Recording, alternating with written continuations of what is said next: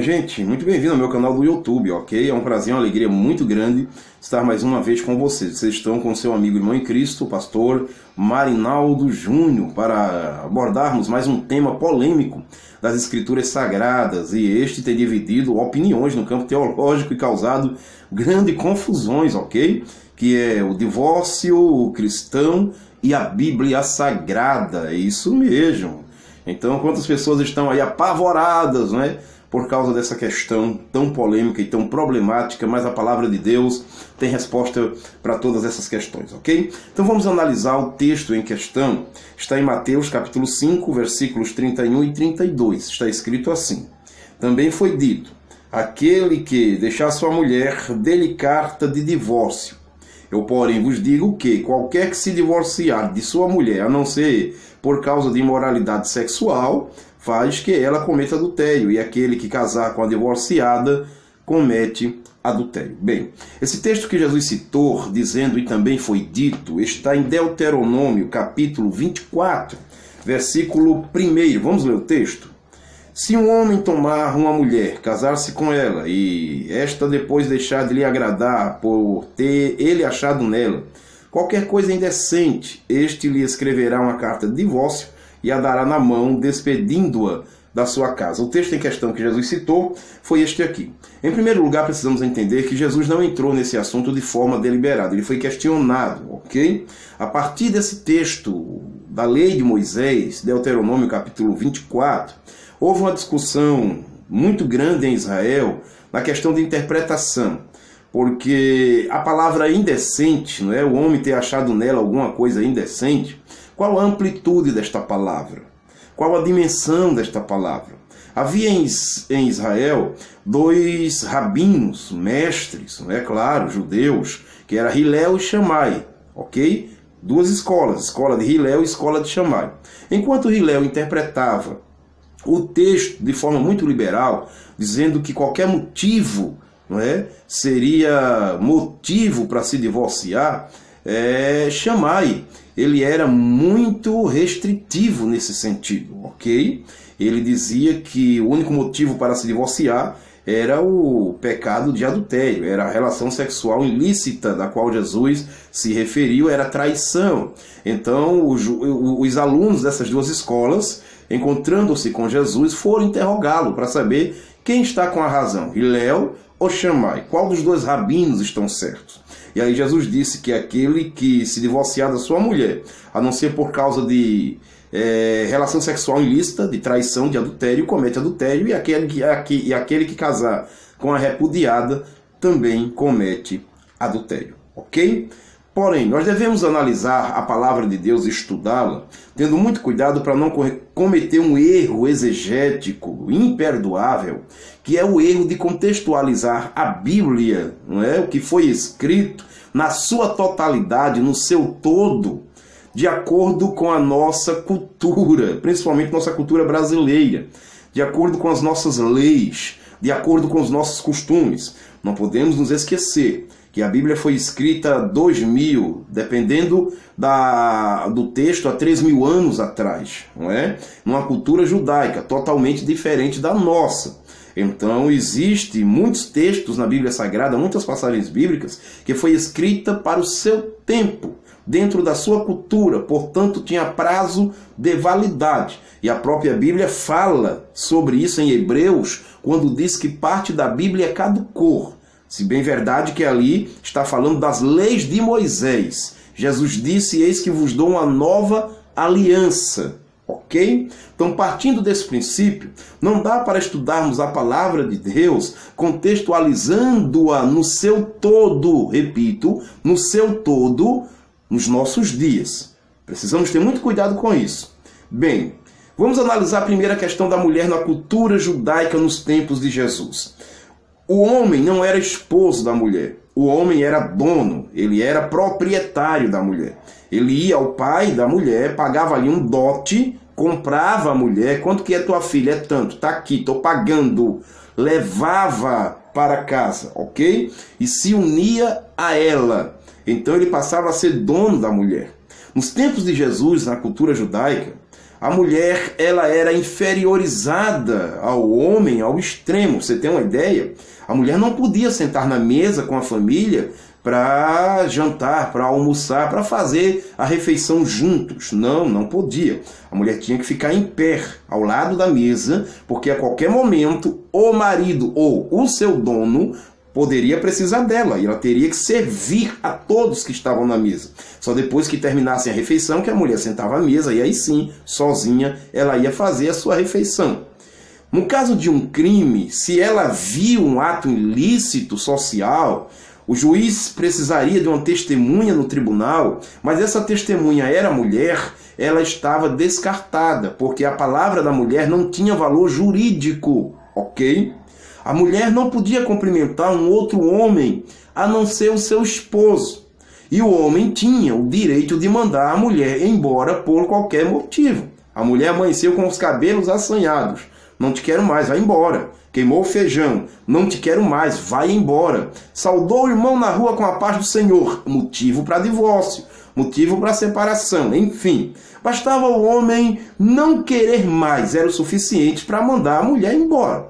O problema é que quando o homem mandava a mulher embora, ela não podia voltar para a casa dos pais. Estou falando da cultura judaica nos tempos de Jesus, para você ver como é diferente da nossa hoje. Ela não podia voltar para a casa dos pais porque era uma vergonha social sem tamanho. Os pais não aceitavam ela de volta.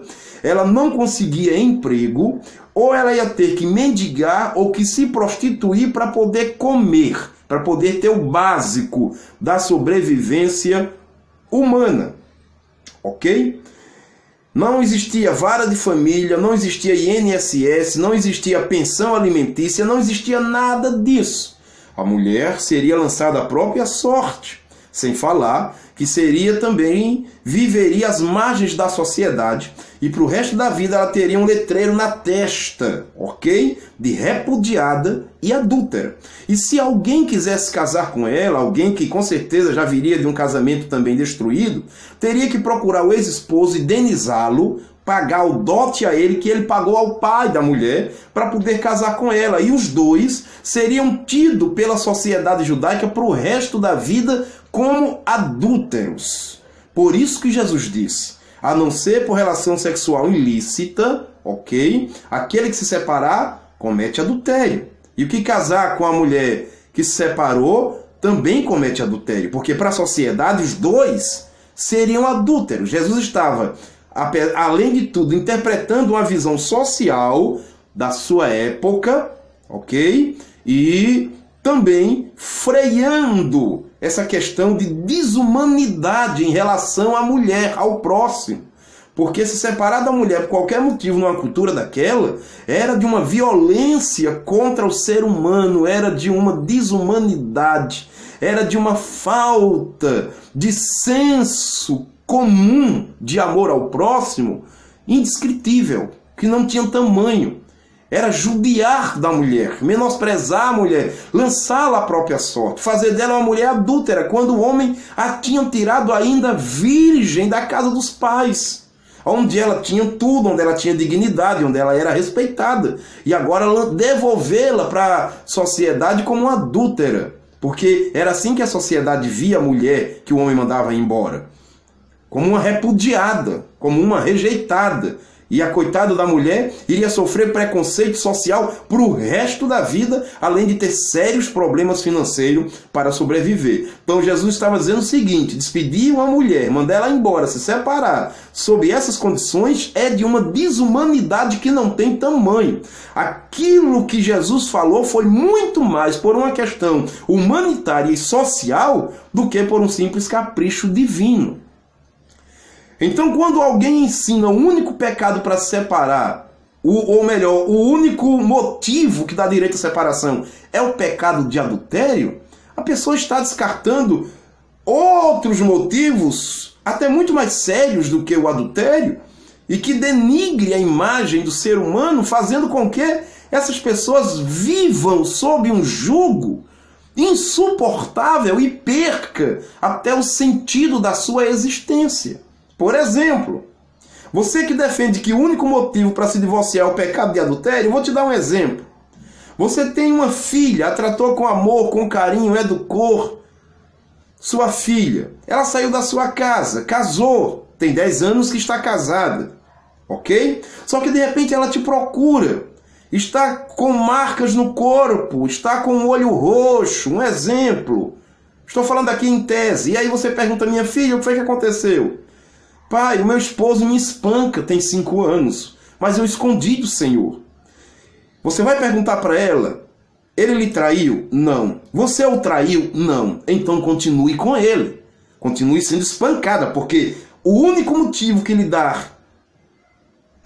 condições de se divorciar, disse Jesus, é o adultério.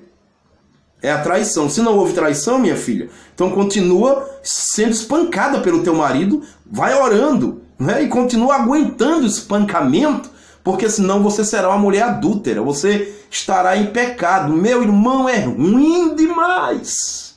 Quem ensina isso? É ruim demais. Pelo amor de Deus. Se Deus trata assim os seus filhos, eu lhe digo diante de Deus, com toda sinceridade e tendo convicção do que eu estou lhe dizendo, eu não serviria a este Deus. Porque ele seria muito pior do que eu. Porque eu sou um homem pecador, como disse Jesus, vocês são maus. Sabeis dar coisas boas aos vossos filhos, quanto mais o vosso Pai que está no céu.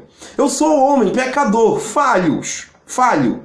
Tenho 2 filhas, tenho 4 filhos, 2 filhos e 2 filhas. As 2 estão casadas. Mas se o marido encostar um dedo em uma das 2, eu serei o primeiro a dizer para ela, se separe o quanto antes.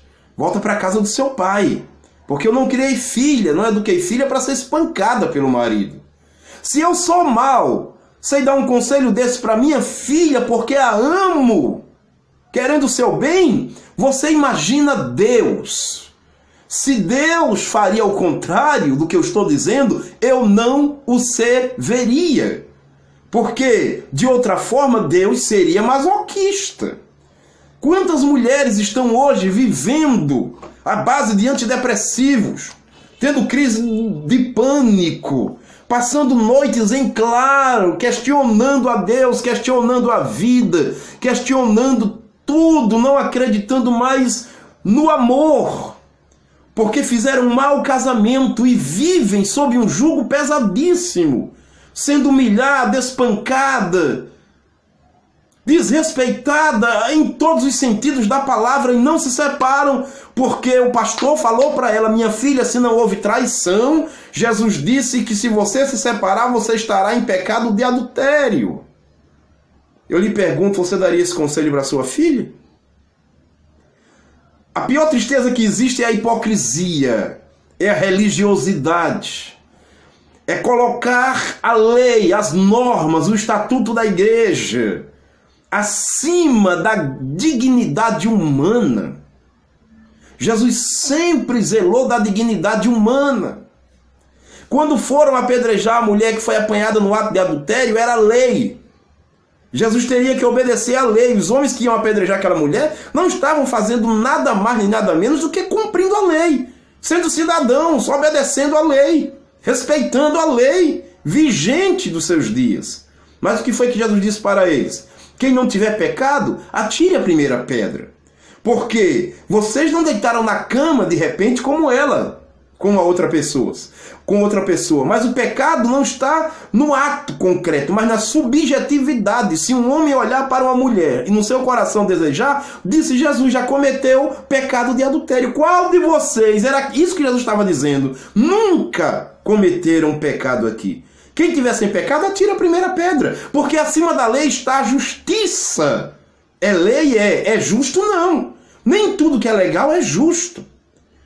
E era isso que Jesus combatia. Acima de qualquer lei está a dignidade humana, a preservação da dignidade humana. E as pessoas não conseguem entender isso. Então, pastor Marinaldo, o senhor está dizendo que o senhor é a favor do divórcio de forma ampla da palavra, de forma geral? Não sou. Mas em casos específicos, sim, sou a favor do divórcio. O divórcio é como alguém, para que você me entenda, que tem diabetes, vai ao médico, e o médico diz, ou amputa a perna, ou morre. O que você faria?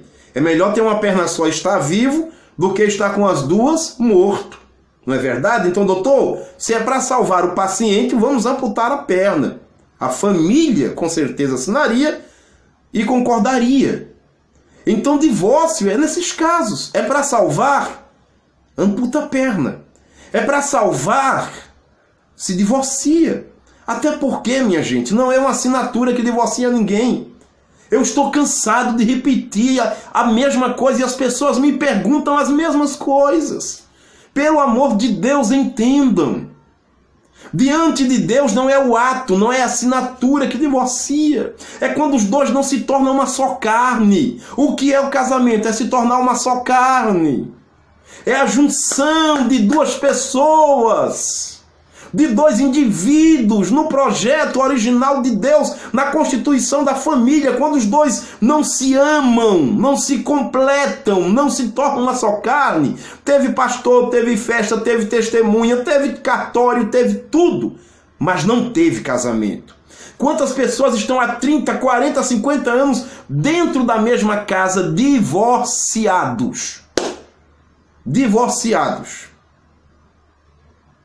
Diante de Deus e vivendo uma hipocrisia social para dar satisfação à sociedade, à igreja, à família, e porque alguns ensinam que Jesus falou que só pode se divorciar em caso de adultério, porque se não for em caso de adultério, se divorciar está em pecado, perdeu a salvação, aniquilou o sacrifício de Cristo na cruz. Oh, meu irmão, é muito ruim, pelo amor de Deus. Que Jesus falou sobre uma cultura opressiva, ditatorial, masculina em relação à mulher, de uma violência tamanha, e até hoje mandar alguém embora por qualquer motivo é banalizar o casamento. Eu não sou a favor do divórcio por qualquer motivo, mas eu sou a favor do divórcio quando o divórcio já existe. E a única coisa que você vai fazer é legitimar, mas ele já é uma realidade na sua vida. Eu tenho aconselhado a quantos casais que estão em crise, até em caso de adultério. Houve traição. E eu tenho dito, perdoe. Porque ele não é adúltero, ela não é adúltera. Foi um caso pontual. Foi uma fraqueza da humanidade. Não houve outros casos. Perdoa. Se a pessoa se arrependeu, perdoa. Lute pelo seu casamento, ore a Deus, peça a graça, Deus vai te dar uma graça perdoadora. Brigue, porque vocês se amam. Houve uma investida maligna e houve ele cedeu ou ela cedeu para um pecado da sua humanidade, mas ele e ela não é assim. No histórico dele, no histórico dela, não existe outros casos. Então, se está pedindo perdão, se está arrependido, se vocês se amam, perdoa. Até nesses casos eu tenho aconselhado. Agora, tem casos que não houve traição. E as pessoas me procuram, eu digo para elas, o quanto antes se divorciem, se separem. Porque não existe mais casamento. Vocês já estão divorciados há muitos anos, vocês só vão legitimar o que já é uma realidade na vida de vocês. Que Deus abençoe a todos. E que nós venhamos entender que acima de qualquer coisa, acima de qualquer lei, acima de qualquer argumento, para Deus está o amor aos seus filhos, a dignidade humana daquele e daquela que é a coroa da criação de Deus, que são seus semelhantes. Façamos o homem a nossa imagem e a nossa semelhança.